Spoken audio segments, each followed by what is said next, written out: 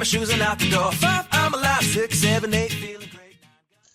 Hello, Beyond Your Wildest Dreams tribe. I'm Dr. Noah DeCoyer, your co-host, and on behalf of my partners, Dr. Michael Akinfora and Dr. Wanda Lee McPhee, we want to thank you all for subscribing.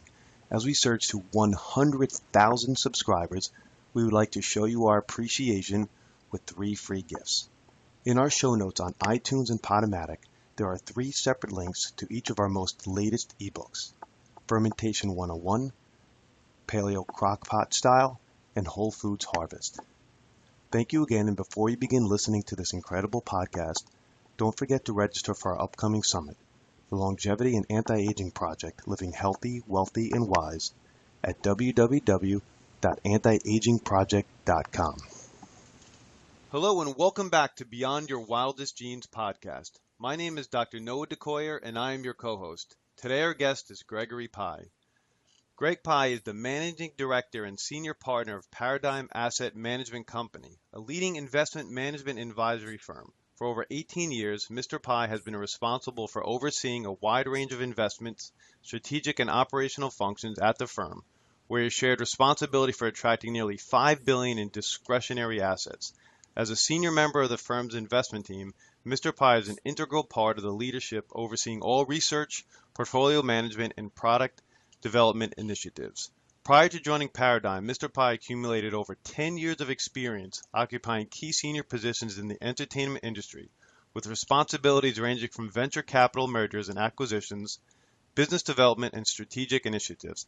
His last 2 industry posts were as Executive Vice President of Spear Communications, where he reported directly to Roy Spear, co-founder of the Home Shopping Network, at Spear, and previously as the strategic consultant at International Family Entertainment. It was at these 2 established media institutions where Mr. Pye was responsible for the business planning, launch, and in some cases the leadership as president and CEO of such cutting-edge cable network startups as MOR Music TV and the Game Show Channel. Mr. Pye's foray into media started with a management role in superstar Eddie Murphy's organization, where he was business manager with Murphy Lynch Productions and responsible for Mr. Murphy's live performance and ancillary activities. Landmark achievements included producing and co-promoting the world-acclaimed 1987 sold-out Raw concert tour, landing one of the most valuable sponsorship deals in history with Hakuhodo of Japan, and the management of breakthrough rap artist K9 Posse on Arista Records. Mr. Pye's earliest professional experience was as senior management consultant at PricewaterhouseCoopers in New York, where he developed his skills in both small business consulting and financial services. His area of expertise focused on the strategic, operational, and financial development of emerging companies, with annual revenues between $5 million and $50 million. In addition, Mr. Pye held a senior-level post in PW's Financial Service Special Practices Unit, where he oversaw projects integrating PC-based technology at custodial bank clients such as Street Bank and mutual fund managers. Mr. Pye is a husband and father to 4 children. He has a particular love for music and photography. He is also passionate about the time he and his family spend volunteering and serving in Africa, the Middle East, and Southeast Asia. Gregory, it's an absolute pleasure to have you on today. After all that financial stuff we just mentioned, we're here ultimately to talk about photography. How are you today, my friend? Well, no, I was listening to that, and I was, for a second, I had an out-of-body experience. I was impressed with whoever that was you were talking about. I would tell you, I thank you, first of all, for the introduction and the opportunity to speak here today. It is quite a background. I didn't do it in a couple of years. I'm getting up there in my age, mid-50s these days. But it also sounds as miraculous and wonderful and blessed as it is and sounds. I frankly have had my ups and downs. In fact, what you even described, I oftentimes talk to people, say at a cocktail party, if they ask me what I do, and I tell them I start at the top and work my way down. It's unusual that someone would have so many different interests and have so much success, and I say success with a small s, in so many varied sectors of the economy, as well as you alluded to my passion for photography and music is another tremendous passion. I mean, I've been very fortunate. But one of the things I finally realized after 55 years of life was that there was a bigger story in the works, and one that needed to be and would be told at the right time. Because quite honestly, the amidst all of those kind of trappings of success, I was confused, depressed, challenged, oftentimes incredibly unsatisfied, and didn't know even where to go with it or what to do with it. I would say that it all starts, and I call it my cradle to grave story, because I really had to die to much of what you just described to become alive again to a different life entirely, which I think is what I want to share with your audience and inspire with your audience. I was born in the Bronx, single parent, raised me, my mother. And till I was about 9, she was a switchboard operator. We lived with my grandparents in a 2-bedroom apartment, oftentimes with my aunt and her children as well. So it was awfully crowded. And, we didn't know much. I mean, I guess today you would call it the ghetto, but we didn't know because it was all we knew. And it was our life. But my mother ended up marrying a doctor at a hospital she was working at. And at that point, my life changed. We moved to New Jersey. And he afforded me a tremendous amount of opportunities. While I was in the Bronx, I was able to act out a lot of my my aspirations, if you will. I started taking piano lessons at a very young age. I think I was 4 years old, but we didn't have a piano. So my mother made me a cardboard keyboard. And you'd be surprised what that can do, not only for your imagination, but the ability to make forgiving mistakes, which you can't hear. So it was interesting. It was a very storied start to a life that eventually just got more and more exciting. Music became a semi-profession, if you will. While I was in high school, I got to go to Berklee College of Music during intersessions and play with the greats. Photography was always in the background. School became less interesting to me, and it was hard for me. I mean, back then, they probably would have classified me today. Back then, they didn't know what to do with me. But suffice to say that my mind was working. My imaginative mind and my technical minds were working. And when I got barely out of school, I started with much of the dossier that you just described. I started working at Price Waterhouse, and then everything from there just seemed to unfold too perfectly. But never was I comfortable in my own skin. I was very, very dissatisfied with the levels of feedback, meaning that, the more I made and the more I heard from people about how great I could be or I was, the less I felt of myself. And I know that sounds bizarre, but, I think this is, and having been in the entertainment business in particular, what you notice is that, insecurity manifests in a perception that you are less than what other people think you are or could be. And this is a vicious cycle. And I was kind of caught up in that. So after all this, in my later life, let's call it late adolescence, and then later adulthood, I started to get, depressed. I almost wanted to be self-destructive, not wanting to take my life because I don't think I really had the guts to do it. But I didn't want anything that I had, and I was very frustrated. I had a bucket list.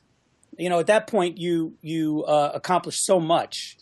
That what is it that you need to do? And at such a young age, so I said to myself, well, I have never benchmarked 450 pounds. I never climbed Mount Everest. I never died and came back. Only know one person that did that. Right. And then the real thing was that I never found true happiness and peace. And so I was at this crossroads. I had a family. And I was at this crossroads, and I thought about quitting. I thought about this, just abandoning all of this. And then I realized that, that's not why I was put here. When you become hopeless, the only thing left is hope. And that's where I was. That was the crossroad that I was at. And I realized that there were two voices. And this is kind of the beginning of, the journey that I was then led on, which started around 2012. So it wasn't that long ago, about 4 years ago. And I realized there were these two voices that were in conflict with one another, the voice of the world and the voice of the heart. Now, we talked a little bit about these voices prior, let's break those down a little bit, Greg. I do have one question for you because I love what you just said. Is this can we attribute this quote to you when you become hopeless, all that's left is hope? Can we attribute that to you or no? You can, and then you don't have to pay me any royalties because I want everyone in the world to hear that message, especially people who are in the unreached parts of the world that are in the corners of darkness. I want them to hear that message. Okay, then I will start spreading it. All right, let's get into these voices. The voice of the world. How can we define that? Right. So the voice of the world is a very powerful voice. It starts from, I believe, in the womb, and once you enter the world, it starts to become very loud, essentially through a loudspeaker. It's the voice that really tells us, it defines us, it informs us, and it motivates us. It's it starts with in the definition of who we are. Oscar Wilde said, "Be yourself. Everyone else is taken." But it seems like from childhood we're being coerced to be something or someone else. We start to adopt systems, political parties, clubs, groups that define our beliefs and who we are and what we think. It was like, when I listen to the Republican, I'm not political in that way. I don't choose parties or any particular polarized, I don't have any polarizing passions. But I will tell you that what's interesting is, and I think this is on both sides of the aisle, the Republicans were asked if a certain candidate was to become the nominee, would you support them? And they said, absolutely yes. In spite of all the differences of opinion, and quite dramatic, I might add, that they had with that individual. Why? Because they are a member of a party. And this is such a blatant illustration of what's wrong with the way we have defined ourselves. The second thing is how we're informed. Socrates said the only true wisdom is in knowing you know nothing. Now, Socrates started off knowing nothing, but he actually, as life went on, he, like many of the young innovators of philosophy and science, had to start from nothing. And they had to listen to something. They had to listen to their heart. They had to listen to their mind and their passions. But today, we don't do that anymore. We've outsourced all of our information systems to CNN and other 24/7 news cycles.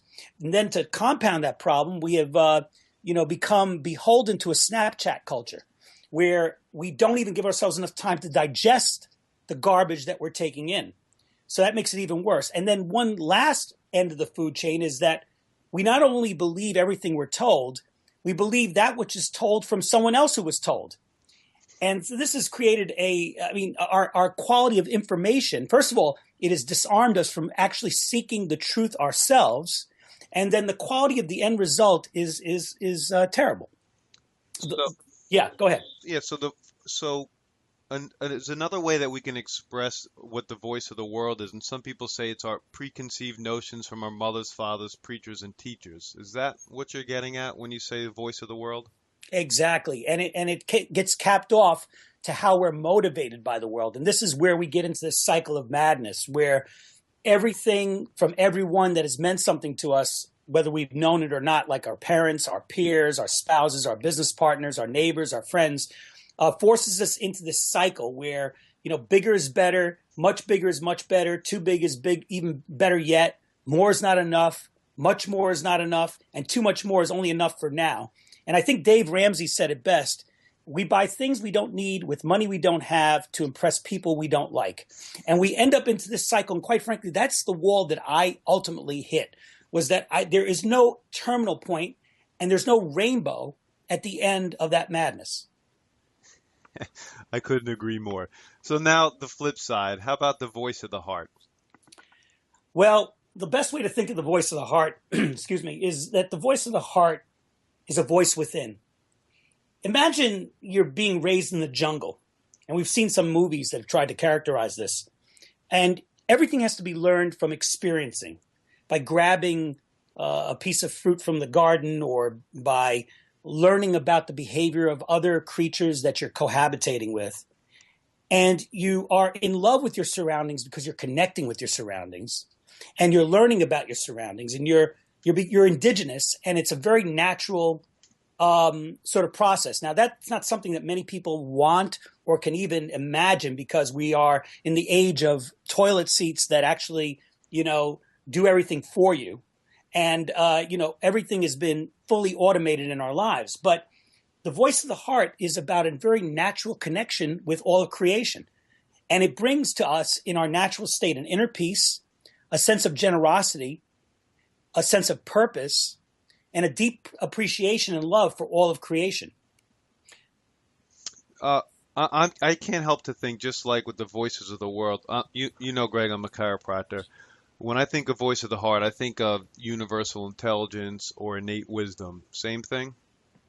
Yes. I mean, there's been, I guess, I didn't discover this notion, but maybe what I'm doing is I'm putting it into a packaging that's maybe more easily delivered into a mass of people. And of course, we'll talk about how that is getting delivered through photographing God. But,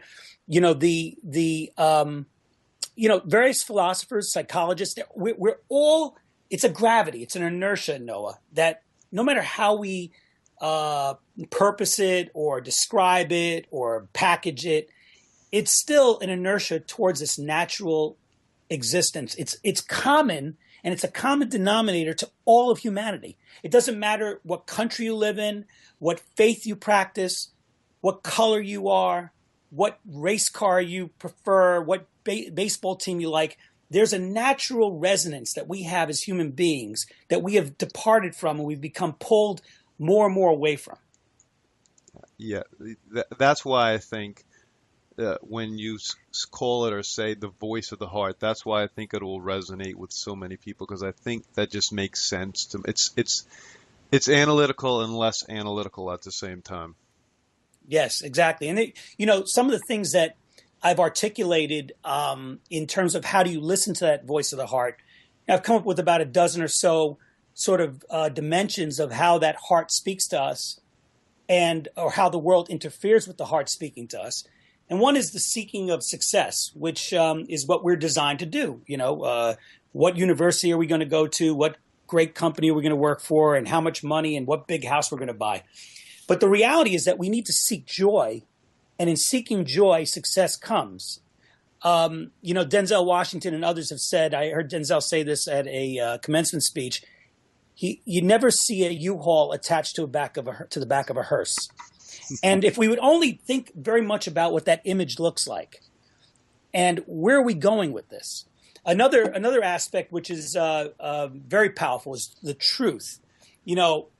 Unfortunately, because of the creativity of the English language and the ability to be ambiguous by design, which we call lawyering, has made it difficult for us to even communicate with our families at the dinner table. There was a great book, I think Mr. Osterwalder wrote it, if I'm not mistaken, called Blah, Blah, Blah, about people who make a lot of money who could sit around a conference table and at a boardroom and in a boardroom and talk to each other and still never hear or understand what each other is talking about. And what I say is that too often our version of truth is really an untruth disguised as a perspective. So we're much more divisive than that. We use perspective to spin an untruth into a truth. And we hear this in politics. We hear it in medicine. We hear it in Hollywood. And this is pulling us away from a comfort level with what real wisdom and real truth is. I'm looking at the next one down the line, and I see seek peace, and then anger and worry are just taxes on life. Now, I know when I get angry, it just ruins my entire day. So when you say seek peace, what do you mean by that? Oh, it's again, if you imagine yourself alone in the jungle, you have nobody to yell at. There isn't much reason to get worried. There isn't much reason to be angry. And the notion that these emotions have they're part of our character, frankly, yes, but we have made them so central. And how did we do that? We made them central to how we communicate our emotions. So there was a great book called The Emotional IQ, and I think that's actually a series of books. I love that series. How we let our emotions drive our decisions. It shouldn't be that way. And the fact that we have allowed anger and worry which happen to be very popular characteristics that are utilized in television. I mean, if you go back even to the days of I Love Lucy, it was all about conflict. Now look at reality television. Reality television is teaching us that this is the way we need to live. But if we really think about anger and worry, they are taxes on our lives because there is no benefit. When you get angry at your family or at a colleague or at a partner, and that anger gets in the way of working out a solution, then there's no benefit to that anger. The same thing with worry. Worry doesn't give anybody anything. It doesn't have any return on investment. Worry will not control an outcome. So we need to learn how to manage our emotions and vis-a-vis our intellect. We should, we confront a problem, confront it with peace. When we confront it with peace, then we have a better potential for a solution or a better outcome than if it's impaired by anger and worry. How about slowing down? Does that fit into there? Well, slowing down, and I'm as guilty of this, if not more so than anybody. It's very hard because, we've gone from a 20-channel cable universe to now hundreds of channels, and we have devices that can allow us to scan through and, different media. We don't take our time. We don't stop at yellow lights anymore. I mean, our whole life is on overdrive. Now, what does that mean? Well, that means that we're missing everything around us. I have a saying, don't rush to catch the train in the morning and spend the rest of your day missing your life. And that's what we're all doing. I mean, all you have to do is stand in Grand Central Station, which I've done from time to time and taken pictures. And sometimes I can't believe how people are barreling to get into that train before the door closes. I believe that there's a pace for our life that is at a point that's so slow that we are actually in pain from it. And that's the pace we need to seek. It's a pace that gets us, and my wife is great at this because she gets me to slow down. And I know when she's telling me, Greg, slow down, I realize that it's like nails on a chalkboard for me. But I know that that's what I need to do. And you know how I know that, Noah? When I take pictures as a photographer, I am looking through that lens with tremendous patience. And that is how I am able to see. That is how I'm able to absorb the subject matter that I'm looking at. And I realize when I'm looking through a camera lens, how much I'm missing when I'm simply walking around with just my glasses on. Yes, I couldn't agree more. Now, after hearing your bio, some people would think that you've pursued the impossible and succeeded in the impossible. What do you have to say about that? Well, much of that is probably true, but I always say that the impossible is that which is only possible by us, meaning that God has designed us for a purpose. And from anyone else's perspective, pursuing that purpose looks like something that we cannot do. I went to a show last night to see, it's the story of Gloria Estefan and Emilio, her husband. And the two, or rather, Gloria was at odds with her mother because her mother just thought she was wasting her time, trying to become someone famous with her music. Of course, the story has been told, and it's quite extraordinary what she did and what she's also survived. But the impossible, Noah, is that which God has planted in us that is only possible by us, and others think is not possible. And that's what we aspire. When we could, we abandon that sometimes because, again, we get on this fast track that is leading us into a down a pathway that is more predictable, more risk averse. But those of us who do seek the impossible, oftentimes will accomplish something of greatness. It's kind of like a child. It's funny when you're born and you're raised with nothing, you tend to become very creative. And it reminds me of what I had written a white paper once. It was about entrepreneurs, people who wanted to start businesses. And these were people who had great ideas and took measured risks. But then there were also, conversely, entrepreneurs. And entrepreneurs are just people with great ideas, but who have become very risk averse and don't think that it's possible for them to pursue their dream. And that to me is a disconnect from how we were created. I agree. Now, when I heard you speak early March, I heard you say, "Find your version of crazy." What is that? My version of crazy is pretty crazy. What do you mean by that, Greg? Well, I think when we don't, so I have a saying, go outside the box, but don't forget where you left the box. Right. So I think that I think, quite frankly, our society has become crazy. It's become mad, actually. And even if you look at the kind of sensationalism, take the Super Bowl advertisements. I mean, they're so bizarre.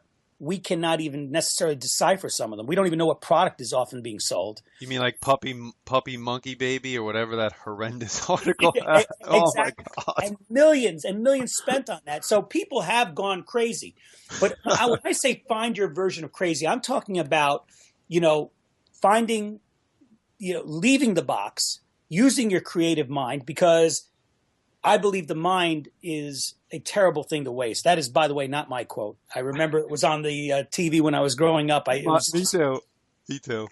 Yeah. It was pounded into our minds. And it's true. I mean, our imagination is the ultimate virtual reality. I can't figure out why we're trying to create technology to replace our brains. But our version of crazy is being able to let our imaginations become robust. And a lot of people are scared of that. A lot of people can only do it if they can leave the box completely. And that is dangerous as well. So what I suggest is that you try to find exercises that allow you, for some people, it's just simply going out at night and being that person that they, weren't going to be. For another individual, it might be enjoying in a conversation that doesn't feel natural. So you're at a convention or at a conference, and it's all doctors, perhaps, and you're the chiropractor. And you walk in there, and you know already how doctors may feel about chiropractors, but you're going to go in there, and you're going to be the most boisterous person. That would be viewed a little bit crazy. But think about what kind of justification, how important, how valuable it would be for someone to have that voice among that kind of group. You're right. You're right. One of the last ones, receive life's challenges and problems with open arms. Yeah. So this is one that's very passionate to me because I find it very hard today to come in contact with either with family or friends or even casual acquaintances that we may meet just in our daily walk that aren't really suffering. It seems like everybody's suffering. And my wife and I take it very personally. We hear a story and it resonates with us deeply. And the one thing that we hope and we really try to encourage people is to understand that these clouds in your life are oftentimes a changing of seasons, or they are to get you to recognize the blessings that you do have. And it's so easy to forget that and to abandon that hope and that potential when all you can see is the darkness that's in front of you because of a particular circumstance. I mean, we've known people who have lost children, people who have lost their jobs, people whose marriages have failed. And we try to encourage them to find the hope and the opportunity because, without a valley, there can be no mountain. Greg, it just so happens that today, while we're recording this, it's March 20th. 12 years ago today, my mother died. Oh. And I look back and I, as tough as it was, from that day on, that was the catalyst in my life to make a bigger difference and bigger impact in the world, for sure. Yeah. You see, she's still alive within you.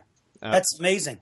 Without a doubt. Like whenever I get an opportunity to tell my story and how she was the one that first brought me to the chiropractor, and many people have heard that story, I honor her every time I tell that story. Look at that. You're doing a tremendous justice for her in her name, but also in the people that you've reached out and touched with your tremendous practice and your acumen and your expertise. And so this is the way we look at these kinds of things, these challenges. And, right. if I could make it my full-time job, Noah, that's what I'd like to do. I'd like to counsel people into finding greater hope in the worst of times. Uh, I'd be right there with you, brother, for sure. How about you are blessed? This is great. You are blessed to be a blessing. Right. Well, there you go. I mean, I can tell you, I mean, I have always had a generous heart. I would say that for the most part, for the better part of my life, it's always been in exchange for something else. You know, we give because we feel either obliged to or because we're trying to buy some kind of acceptance. That's the world again. But the point that I was able to disengage from those obligations and I was able to freely give, I realized that I couldn't give away enough. It reminds me of a story of a young lady I know that spent about 3 or 4 months in in Mexico, in Mexico City, working in an orphanage. And there were these children who were the subject of tremendous abuse and hardship. But these children would go once a month into the village and donate their clothes, of which they had very few, to the children who had lesser than they. And somehow every month their clothes would get replenished. And you know, I realized that these kids we weren't there, and my friend wasn't there to be a blessing to them, but they were a blessing to her. And what does that say? That says that we're all blessed and we all have something to give. So I have a saying that when your elevator gets to the top, make sure you send it back down. There's no greater reward in life than lifting someone else's life or potential or spirits with what you have, and everybody has something to give. Yes, everybody has something to share. There's no doubt about it. Now, that was a heck of a conversation, and I just keep going back to your bio. Now, for a guy who builds algorithms, how do you have such an awfully creative and philosophical approach to life? I mean, most people are familiar with left brain scientific, right brain artistic, but you have both cranking at the same time at an extremely high level. How the heck did that happen? Well, again, I think, you know, as I mentioned a moment ago, I believe that a lot of it has to do with my upbringing. I think maybe, yes, I have some gifts, but I think everyone's born with a left and right brain capability. Unfortunately, when you're in more fortunate circumstances, one side tends to atrophy because possibly your parents find a strength in you that they tend to procure and start to nurture. When you come from nothing, you tend to have to use both your brains. It's like a child in the desert can't just imagine drinking water. He has to go out and get it. And, so the creative side and the imagination side has to be bolstered, has to be supported by a practical side, a scientific thinking. And I think that's why most innovators actually come from less than privileged lives. So I'd say that was a major contributor to me having to I couldn't just be imaginative. I also had to be very, scientific and practical in order to try to exercise my vision. I think that's an incredibly crucial point, and I think you hit it on the head. I have nothing more to add on that front without it. Just fantastic. Now let's get to the nitty gritty. We spent a half hour really talking about some fantastic stuff, some mindset, people that just take homes that people can really alter their lives with. Tell us a little bit or a lot of bit about Photographing God. Well, Photographing God is, I believe, I don't think it's the payoff to my life experience, but I will tell you that it is at another level for me. Having again had the experiences and the background I had and thought I had done everything, I realized I had done nothing until Photographing God was born. And I think you'll come to understand why as I describe it. So, starting in 2012, my family and I were very intent on trying to make an impact around the globe. So we started volunteering our lives, our services to parts of the world like Africa, North Africa, the Middle East, and Southeast Asia. Particularly, I was leading much of this charge because what I was doing is I was working with nascent entrepreneurs in various, in much needed communities to help them start their own businesses. Because as you can imagine, there's a lot of big players in these parts of the world that are kind of extraction industries and extraction businesses that are going in there and using the labor and then taking the economy out of those countries. Well, what I wanted to do is I wanted to help people start their own entrepreneurial revolution. And so we started going out frequently. And mind you, I had my camera in tow, taking pictures as often as I could. And my wife and I were flying back in the summer of 2014. I believe it was August, flying back from the Middle East. And I said to her, and it was such a notion that if I could have stopped the plane in midair, I would have, just so I could get the thought out. And I said to her, honey, I don't feel like I'm taking pictures of subjects anymore. I feel like I'm photographing creation. I feel like I'm photographing God. I feel like I'm photographing the beauty of all of creation, even in the most desolate parts of the world, the most destitute parts of the world. And she said, well, that's brilliant. Why don't we, kind of trademark that, photographing God? So when we got back, I got the URL, photographinggod.com, and all the various social pages, Facebook, Instagram, you name it, and didn't do anything with it. Just kind of let it sit there. And then all of a sudden, September 5th, actually a bit over a year later, September 5th, it was Saturday morning. I woke up kind of like in a cold sweat, and I said, I have to do something with this thing. So I took this picture that I had taken called the Tree of Light, which it's hard sometimes when I see this picture for me not to just break down and weep, because it is, to me, the epitome of all that we are and all that we could be. It's nature at its purest. If there is a Garden of Eden, and I believe there was, this would be the garden. And that's what that picture, I took the picture, I put it up on the blog, and I put it on Facebook, and then I also wrote a blog called The Snapchat Culture, The Lost Art of Seeing and Feeling. Now, I didn't even know how to spell blog, so this wasn't something I did. So I struggled through it. I wrote, it's about 2 pages or so, and it was about how we have gotten down to, we've gone from pictures on the wall to photos in the slide tray, to photos in the album, to the shoebox, then into the hard drive, and now into the cloud. And then they're overpopulating with selfishies, or otherwise called selfies. And we're just taking pictures like mad. Everyone's got a phone. And then at the same time, the way we communicate is like back in the Stone Age with hieroglyphics, emojis. We send symbols to each other. And I realized that we are desensitizing ourselves to the world. We are separating ourselves from creation. So this thing just poured out of me, Noah. I mean, it just was very natural. And I wrote this blog, and I put the 2 pieces of content up on the site. About 3 days passed, and I asked my daughter, she was 18 at the time, I said, Kristen, what do you think? We've got 5,000 Facebook followers. She's like, no, that's pretty good. I have 6,000 though. Oh, okay. I didn't even know she had 6,000 friends. I know she only talks to 2 of them. So 12 weeks later, Noah, I don't know quite how it all happened, but we were at over 300,000 Facebook followers. Jeez. And over 30 million impressions, and about 5 million people at the website, and I believe about 90 to 100 countries, every faith you could imagine, commenting and worshiping the photography and the imagery.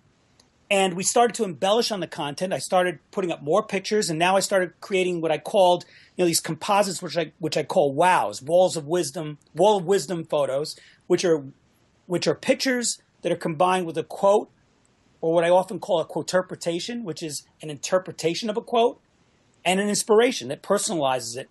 Featured stories, poetry, prose, started to include other photographers from around the world. And this thing has just grown out of control. Can you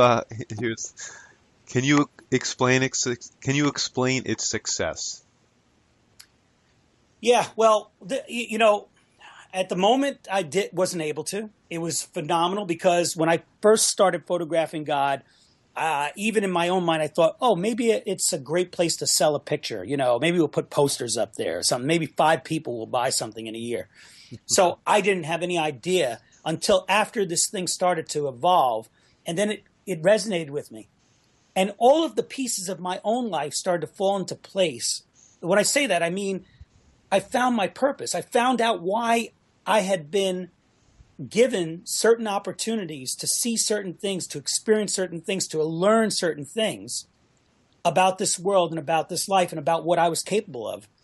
And so what I realized, first of all, is that photographing God was not about religion. Religion is a very personal journey. But the world wants to put God in the religion box. And God is not about religion. Okay? So I think the first thing that resonated was that it was about creation and God, the creator of all things, and the enormity of what God has done. None of this is happenstance. I mean, the world is absolutely amazing.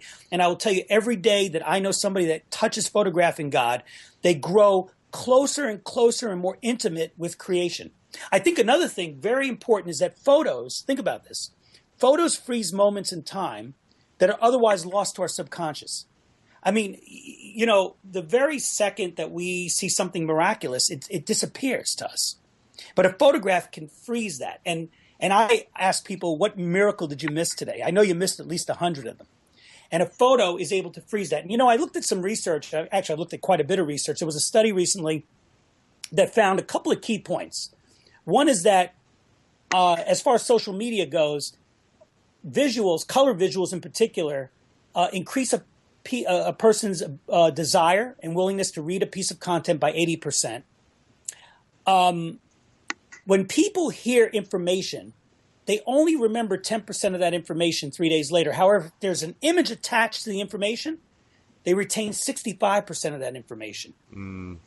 Another thing is that content with relevant images get 94% more views than content without images. Now, in our own research, Noah, we have found that, first of all, an image is generally like an Instagram or any image-driven apps, which many of them are today. A person spends an average of 5 seconds, often less than 3 seconds, on a particular image. In photographing God, our time is 30 to 45 seconds on an image. People are spending more time in images. Why? Because, first of all, they're coming there for a reason. Secondly, the inspirations and the quotes are causing people to take a deeper look into the images. And the last thing is we're training people, believe it or not, we're training them to spend more time in an image. Hence, they spend more time seeing the world outside of the platform. That's incredibly well said. I didn't know how you were going to answer that. I don't even know if you could answer that, and you absolutely nailed it. Now, here's another super great question. What's next for photographing God? Yes, well, my partner, who happens to be a chiropractor, I think he's a chiropractor's chiropractor, as many of them call him, Dr. Pat Gentempo. Yeah, great man. Yeah. Well, we've known each other nearly 40 years. And it's interesting that we should come together on this project. Just by coincidence, my initials are GP and his are PG, and photographing God is PG. So anyone out there with P and G in their names should come on board. So, Can I change my initials? No, I'm kidding. Well, you have a great name anyway. Yeah, you're right. Thank you. Yeah, but Pat and I called Pat, say about 8, 9, 10 weeks into this thing. It seems like a lifetime, but about 8, 9, 10 weeks into this thing, I called Pat and asked him to join me on this journey because first of all, his name just came to me out of nowhere to call him. It was quite extraordinary. But I also felt that Pat's abilities, his business sense, his ability to really capture a concept like this is quite extraordinary. And I thought we've always been complementary in many ways. So I said, I've always wanted to do something with this guy. Now's the time to do it. So I brought Pat on board. And when we did that, we started to simply just, kind of get a stride for this thing. Get a feel for what photographing God wanted to be to the world before we decided what we wanted photographing God to be. And so we let it, kind of generate its own holistic audience gathering. And then we had a wonderful organization. I think one of the best developers out there, Myriad, software which came on board and offered their services to create an app, which we have developed the wireframe, and we'll be developing the full-blown deployable application soon. And we got to a point that we said, okay, we've proven a lot of things. We've proven things statistically. We've modeled out various aspects of this business, and we know that not only we don't have to go get an audience for this thing, the audience is out there yearning for it. And so we had to decide where, what the next phase would be, and that would be to raise money, to do some bridge financing, to start to lean model various aspects of the framework. One of them is to continue to build out our audience. So we're desiring to get to a real deployment of the app to 5 to 10 million people when we launch it. The other is to obviously finish the app, to get the app into a version 1 or a V1 state. And by the way, the app is very exciting. We believe that it will replace the way people interact with their imagery today, whether it be their iPhone or their Android gallery, Facebook, Instagram, Pinterest. Because what it's going to do is it's going to create significance in not only acquiring imagery, but also sharing imagery in a much more different and deeper way. There's 7 main features to interaction that are built into the app. And I like to call it the antisocial social media app, because social media today is all about me, me, me, me, me, me, me. And Photographing God, or the PGOD app, is about essentially giving credibility, giving reverence, giving love to all of creation, and then sharing that love in a community of people with obviously the same belief about all that we are and all that we can be. So that's a different way of interacting as a community, as a global community. And it crosses all the boundaries, like we said, culturally, racially, ethnically, spiritually, and it should be adopted by all. And then there's some secret sauce that we have. We have a feature called Genesis, which is in design, that will make everyone a decent photographer. I'm not going to give away what that is just yet. Okay. Yeah. In addition, last 2 things is that we're working on 2 books. One is called The 365 Days of Wow, or Wall of Wisdom, which will be essentially it could be a daily a reminder of the kinds of things that we talked about today, about how we can start to become more in tune with the voice of the heart by looking at these photos and the various inspirations. And the other book is Listening to the Voice Within, Abandoning the Voice of the World. And what we want to do with that is we want to create kits for different age groups. So we want a youth group, an adolescent group, an adult, and a mature group that can, or a kid, if you will, that can work with people in trying to engage each other on how to be more deliberate in appreciating life, appreciating appreciating imagery, appreciating each other. So we believe there's exercises that we can put together in that form. And the last thing is PGOD Technologies, which is it's kind of a ancillary entity that is creating embedded technologies that place control of advertising in the hands of consumers, and it's obscure. The reason we want to do that is we don't believe that Photographing God or a lot of other technologies should be impaired by advertisements. We think that takes away from the image experience. So we want to create technologies that embed deeply, still allowing these platforms to be self-sustainable and monetized, but not be in your face with advertising. I can't help to think that with so much quote unquote religious unrest in the world, Photographing God has just come at the right time. Yes, it has. And again, if you go on Photographing God, which you can go on the Facebook page at Photographing God or www.photographinggod.com, you will see the traffic. You will see the comments come from people all over the world: Iraq, Pakistan, Beverly Hills, Anguilla, you name it. It's people all coming together. And oftentimes it's just simply saying amen, or with love, or some kind of acknowledgement of whatever the image or the inspiration is putting forth. It is quite extraordinary. Today we had a post, and it actually, within the first hour, it had 1,700 likes from 80 countries. And the post said this: how many people does it take to screw in a light bulb? you know, kind of based off the old joke. Mm-hmm. And the quote is this, and it's a picture of a light bulb in a restaurant. The quote is this: "It takes only one filled with the love of God. We have been given a limitless ability to light up a room or the world even and love one another. And love is best expressed when we overcome the voice of the world and what the world teaches us for the voice of the heart, which is true and pure. It only takes one bulb to light up an entire room." Greg, I'm sitting here overwhelmed, nearly in tears. I hope this podcast has done photographing God justice. Well, I believe it will, and not by anything that I'm capable of, my friend. And I believe that there's a great force behind this. And like you said, Noah, it couldn't be at a better time. Our hope now is really found in the fact that we are so hopeless, and we need something like photographing God. I agree. Are there any last words beyond what you just said? Because I thought that was quite perfect. I think that's about the best I can do today. But I do want to thank you and your audience for the time they've taken to listen to this, and for you to share your platform with us. I thank you enormously. Thank you, Greg. My name is Dr. Noah DeCoyer, your co-host, and you are listening to Beyond Your Wildest Dreams podcast. If you like what you've heard today, and I can't imagine you didn't, please share this with your friends and family and encourage them to subscribe on iTunes.